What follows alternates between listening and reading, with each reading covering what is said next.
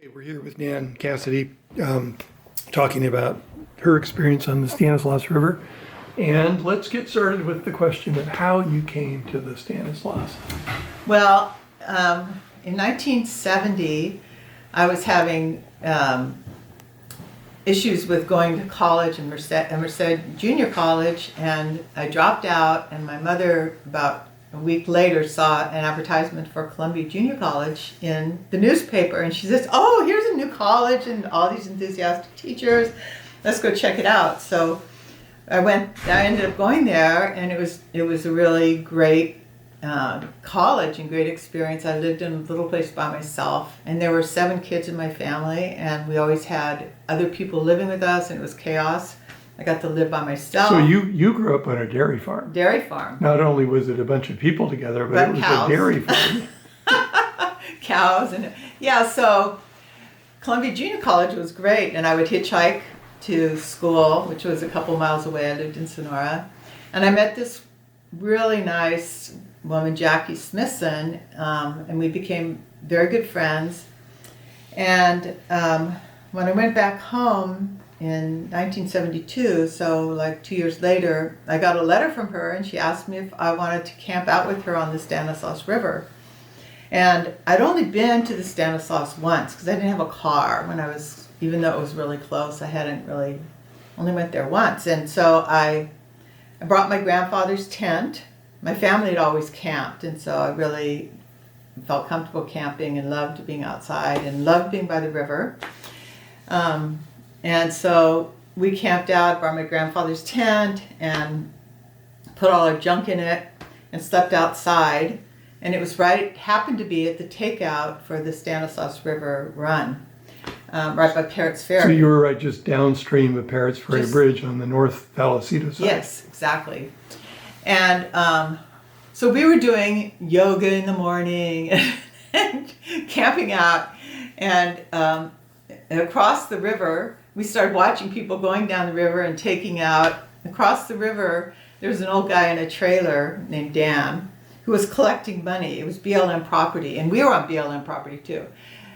He was collecting money for people for takeout, even though he was just an old miner, had no sort of right to do that. But we met Mark Dubois and Fred Dennis, who were just starting to do trips for underprivileged kids.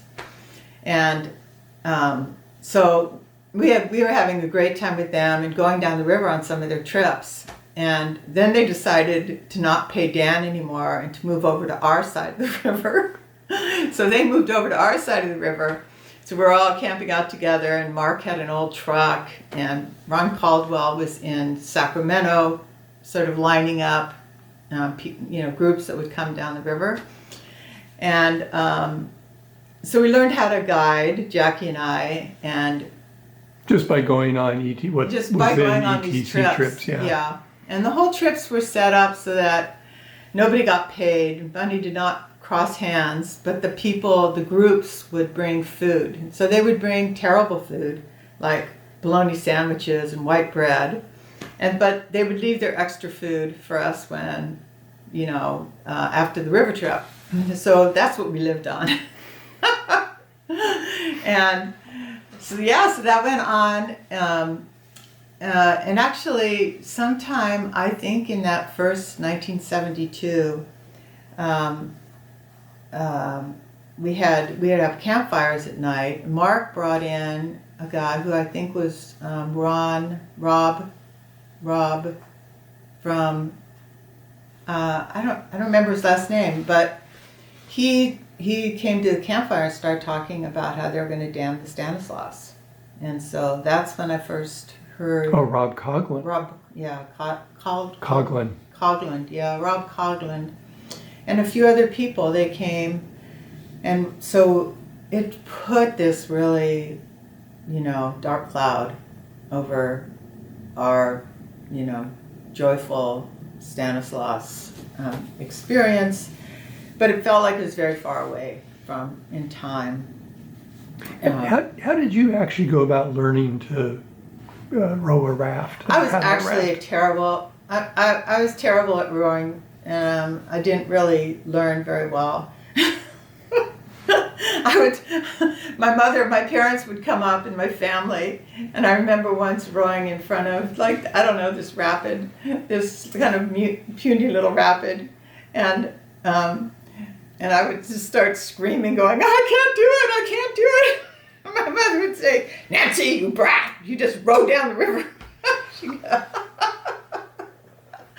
I'm really not a very adrenaline kind of person.